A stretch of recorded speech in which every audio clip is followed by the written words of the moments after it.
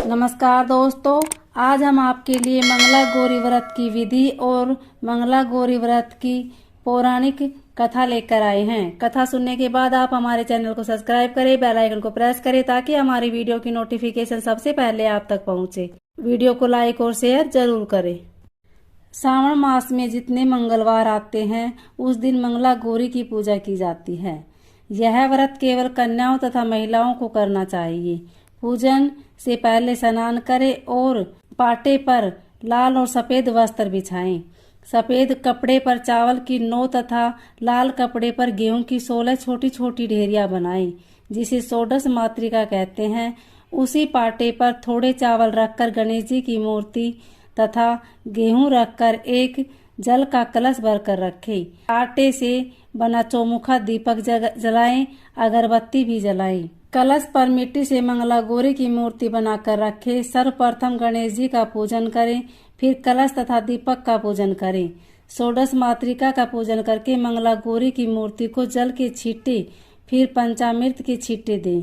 पुनः जल के छींटे देकर विधिवत पूजन सामग्री से पूजन करें। याद रहे कि मूर्ति का श्रृंगार करना न भूले तथा गणेश जी को जनेऊ अवश्य चढ़ाई जाती है।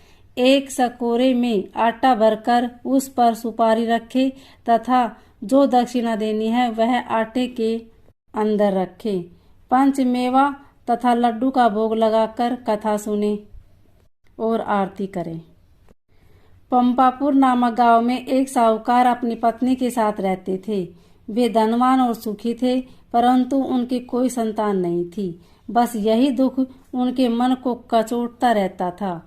एक दिन साहूकार के घर पर एक साधु आया। उसका खूब आदर सत्कार किया और अपनी व्यथा सुनाई।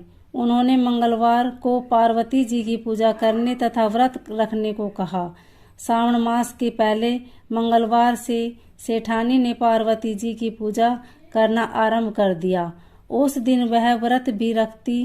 कई महीने तक उसने व्रत एवं पूजन किया। उसके भक्तिभाव से माँ पार्वती प्रसन्न हुई। एक दिन साहूकार को सौंपन आया कि जिस आम के वृक्ष के नीचे गणेश जी बैठे हो, उस आम के वृक्ष का फल तोड़कर तेरी पत्नी को खिला दे, तो अवश्य ही पुत्र रत्न की प्राप्ति होगी। अब तो साहूकार ऐसे आम के वृक्ष को ढूंढता फिरता। एक दिन उसे ऐसा आम का वृक्ष दिखाई दे गया। तब फल तोड़ने के लिए उसने पेड़ पर पत्थर मारे। आम का फल तो प्राप्त हो गया, परंतु गणेश जी को पत्थर लग जाने से उन्होंने श्राप देते हुए कहा, हे स्वार्थी मनुष्य, तूने अपने स्वार्थ के कारण मुझे चोट पहुंचाई है, अतः तुझे भी एक दिन ऐसी ही चोट लगेगी। माँ पार्वती के आशीर्वाद से तुझे पुत्र रत्न की प्राप्ति तो हो, परंतु वह सर्प दंश के कारण 21 वर्ष की आयु तक जीवित रहेगा। ऐसी वाणी सुनकर साहूकार घबरा गया। उस साहूकार ने आम का फल अपनी पत्नी को खिला दिया, परंतु गणेश जी के श्राप देने वाली बात नहीं बताई। 9 माह बाद एक सुंदर बालक का जन्म हुआ। उसका नाम मनु रखा गया। उन्होंने मनु के लाड प्यार में कोई कमी नहीं रखी। धीरे धीरे मनु 20 वर्ष का हो गया। वह अपने पिता के साथ व्यापार करने जाता। एक दिन व्यापार करके लौटते समय दोनों पिता पुत्र भोजन करने के निमित्त एक गांव के पास तालाब के किनारे पेड़ की छाया में बैठ गए और भोजन श्रावणी करने लगे।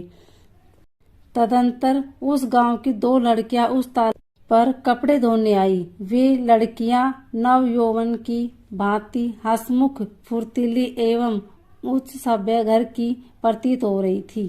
कपड़े धोते समय वे आपस में वार्तालाप करती जाती। उनमें से कमला ने कहा, क्योरी मंगला, तुझे याद है मैं कब से मंगलवार को मंगला गौरी का व्रत करती हूँ।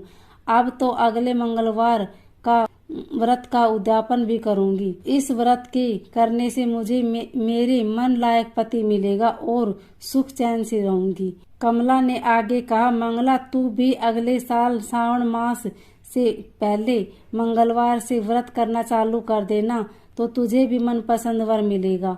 इस वर को करने से पति की आयु भी बढ़ती है। तब तो मंगला भी व्रत करने को राजी हो गई। पेड़ के नीचे भोजन करते समय वे दोनों पिता पुत्र उन लड़कियों की बातचीत सुन रहे थे। उन लड़कियों के वार्तालाप से सेठ जी ने समझ लिया कि कमला नाम की लड़की अपने पुत्र के विवाह के लिए सर्वथा उपयुक्त है। सेठ जी ने अपने पुत्र की मनोभावना जानने के लिए पुत्री से कई तरह की बातें कही। पुत्र भी अपने पिता के विचारों से सहमति प्रकट करता। अतः सेठ जी ने अपने पुत्र का कमला के साथ विवाह करने का निश्चय कर लिया और सोचा कि ऐसा होने पर मेरे पुत्र की आयु बढ़ सकती है और कोई अनहोनी घटना भी टल सकती है। अब पिता पुत्र कमला के पीछे पीछे उसके घर गए।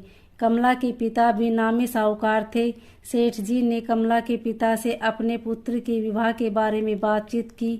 वे कमला का विवाह मनु के साथ करने को सहमत हो गए। शुभ मुहूर्त में उनका विवाह संपन्न हो गया। दोनों ने पति पत्नी के रूप में संसार चलाना शुरू किया तो घर में आनंद का वातावरण रहने लगा। कमला ने ससुराल में आकर भी मंगला गौरी का व्रत नियमानुसार चालू रखा, जिससे माता पार्वती एक दिन कमला को सपने में दर्शन देकर कहने लगी, मैं तेरे व्रत से प्रसन्न हूँ, लेकिन तेरे पति की आयु बहुत कम है। अगले महीने मंगलवार को एक सर्प तेरे पति के प्राण लेने आएगा, लेकिन तू घबराना नहीं। सर्प के लिए एक प्याले में मीठा दूध रखना, उसके पास एक खाली मटकी रख देना। सांप दूध पीकर अपने आप मटकी के अंदर बैठ जाएगा। तब तू जल्दी से उस मटकी का मुंह कपड़े से बांध देना और उसे जंगल में छोड़ आना। इससे तेरे पति के प्राण बच जाएंगे। अब मंगलवार का दिन आया। मंगला ने किसी को कुछ नहीं बताया और माता पार्वती के कहे अनुसार सारा कार्य कर दिया। माँ पार्वती की कृपा से कमला के पति के प्राण बच गए। इस प्रकार व्रत के प्रभाव से मनु दोष मुक्त हो गया। जब घर लोगों को सारी घटना मालूम हुई तो सबने खुशी मनाई। अब तो चारों ओर कमला का गुणगान होने लगा। गांव की महिलाओं ने कमला से व्रत का विधि विधान पूछा और व्रत करने लगी।